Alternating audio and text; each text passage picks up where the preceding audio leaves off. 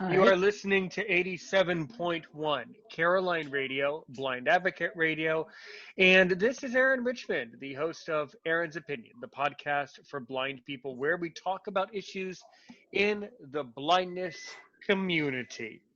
You can hear Aaron's Opinion anywhere you get this podcast. You can also watch us right here on YouTube. Follow us on Twitter, follow us on Facebook, or follow us on Patreon.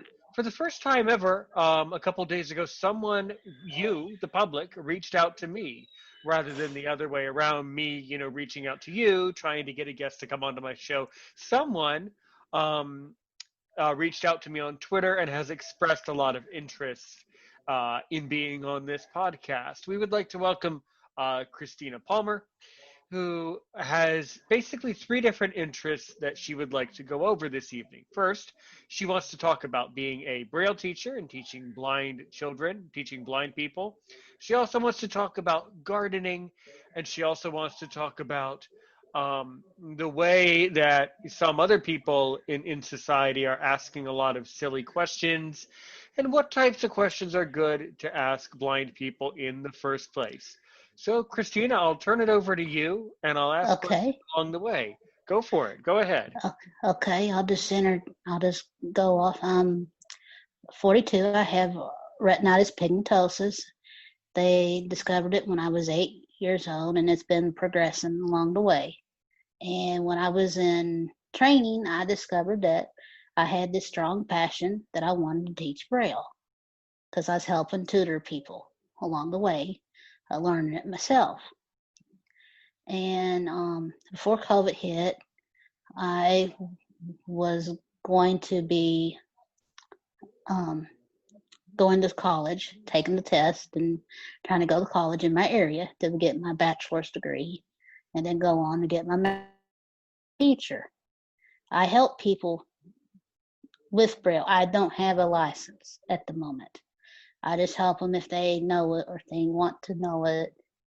I do it over the telephone. That's what I do. And cool. And exactly how do you do that? How do you teach Braille over the telephone? That sounds like something that my listener would want to learn more about or maybe would have questions about. How does that work?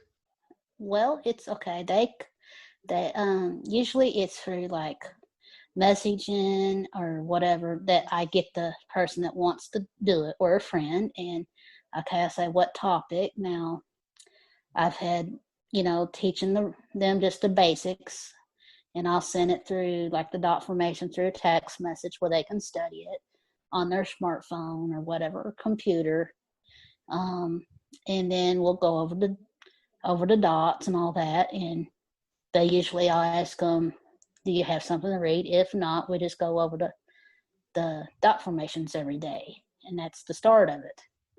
And I'm just recently helping this lady with math, Nimitz code, but I have notes where I learned at Hadley Institute for the Visually Impaired and Blind, and I'm just really going from the notes on that. But the others just mainly what the person I see what the person needs. If they need more on the letters, that's mainly dot formations is what makes the Braille.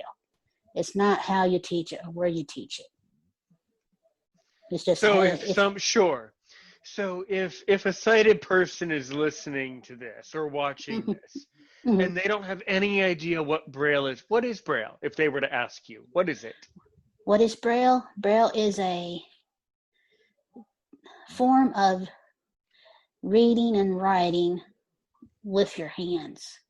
You do it all by your hands and memory. You don't really see it. You see it with your hands. It's tactile learning, as they call it.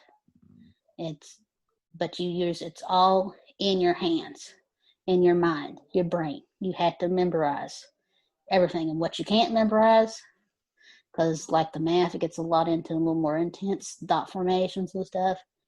Usually I tell them to make a cheat sheet is what I do. And that's what this people that could see could do too, a type form of. and that's what it is. It's another way that we read and write, and it's Sure. Excellent. So would you say that Braille is a language?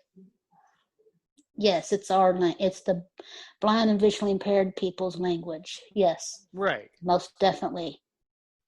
I would agree. It is. So, yeah, I mean, I think that's really important. I think that obviously you would probably disagree with me, but I think that there are many people around the community who will tell you and who will say that Braille is sometimes believed to be becoming less critical today because of the advancements in technology and all of that. What would you say to that? Hmm. Yes, but I believe that if you don't know the dot formations, how are you going to use the technology? Because the technology goes off the dot formations in your hand movements of reading it on the displays and stuff. Right, exactly. And I think that it's still important for blind people to be fluent in Braille and read and be able to read and write the Braille for sure. Yeah, For because I sure it mean, is. if they don't know the dot formations, how are they going to be able to read that display, or how are they going to read that Braille note or whatever it has the Right. same keys as a regular Perkins Brailler. Right. Right. You mentioned that you've been to training. What training program did you go to, by the way? I went to Kentucky, over in Kentucky in Louisville. It's 3 hours from where I am. I'm in a rural area because that's Okay. goes to our next subject when we talk about it, which is my gardening. Right, right. So, can you go into more detail about the training that you went through and the Oh, the training center? training.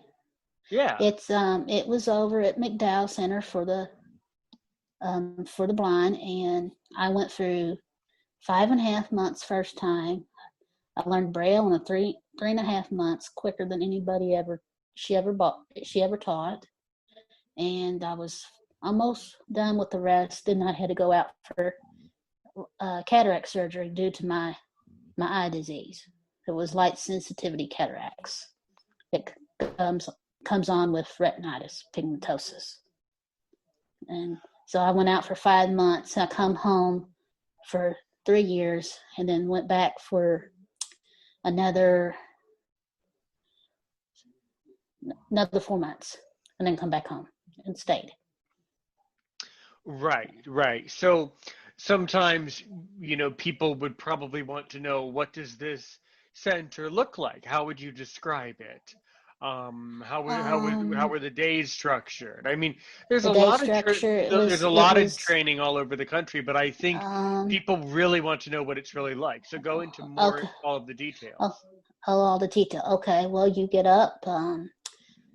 You have to be out in wherever you eat breakfast at my center at 7 in the morning, and then classes didn't start till when I was going till 9. It's changed. At 9 o'clock, you went to your first class, and then you had a break in between. I can't remember exactly where, but you had 4 classes. Say like my classes. For instance, my first class was Braille, and it was from certain time to a certain time. I don't remember because it's been so long ago. Right, right. So let's say Braille was from And 9 to then you 10, went let's from say. that. What was my next class?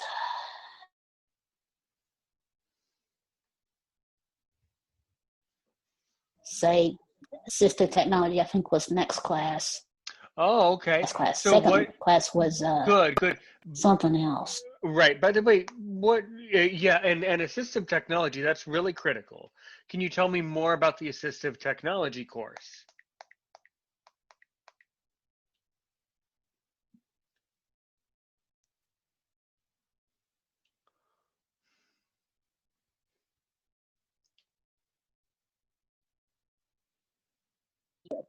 No,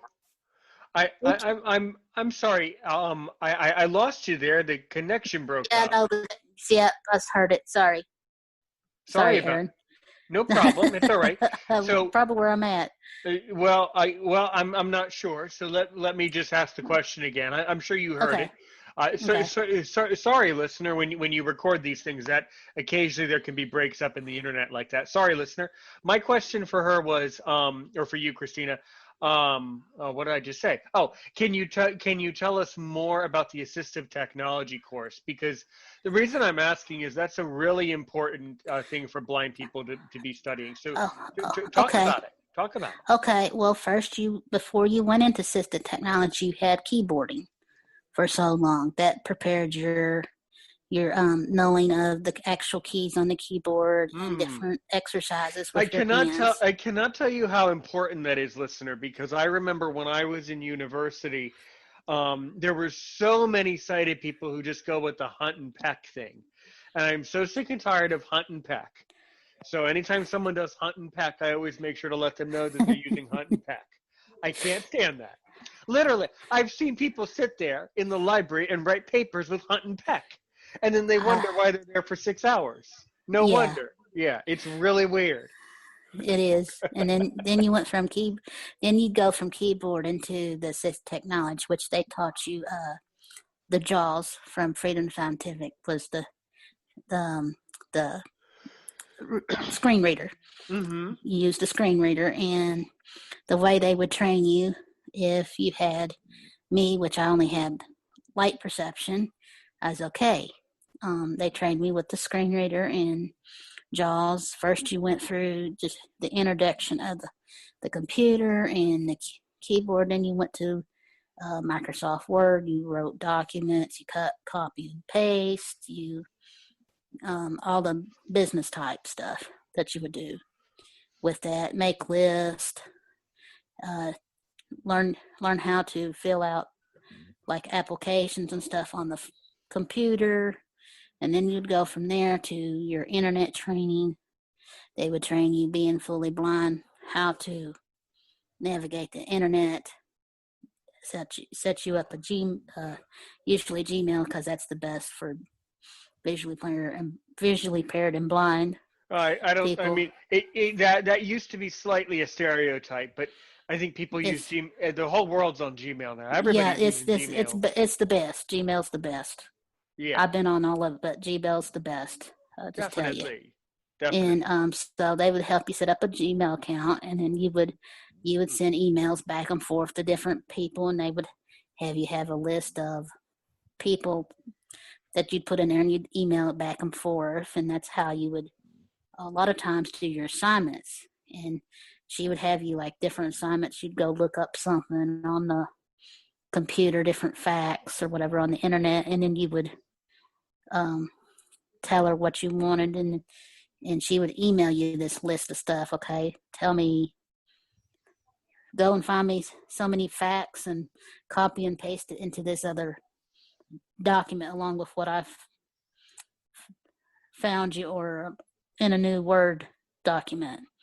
And then it went to writing little notes and pieces of stuff. And then you went from that, and your very last, when you got done with your internet training, was you had a research paper.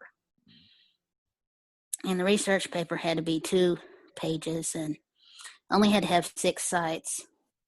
Mine was 52 websites. And yeah, I love the research. It's 52 sites. And by the time I got done editing and all of that, it was 3 pages long. Hmm. Well, talk more about your paper. What did you research? What did you talk about?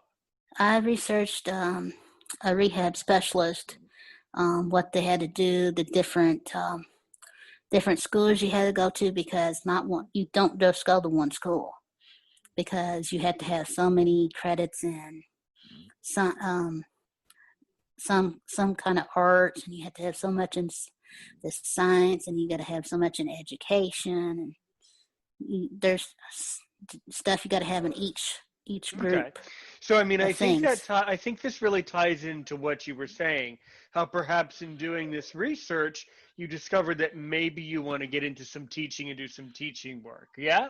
Maybe? Yeah, yeah, that's what yeah, that was was part of it, yeah, because that's Okay, what good. my assisted technology lady said.